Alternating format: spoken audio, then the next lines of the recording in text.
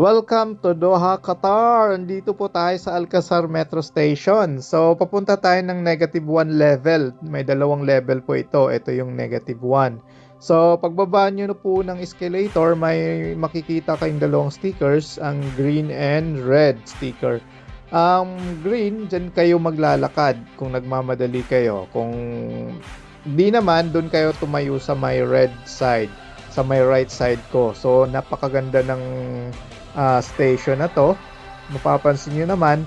So, pagbaba nyo po sa -2 level, meron po tayong dalawang side, the left and the right. Sa left side po ay pwede kang sumakay ng train, at yung sa right side naman ay pwede ring sumakay ulit ng train kung saan ka pupunta. So, kahit lumagpas ka ng station na pinuntahan mo or bababaan mo, okay lang. Hindi ka na po lilipat at magbabayad ulit.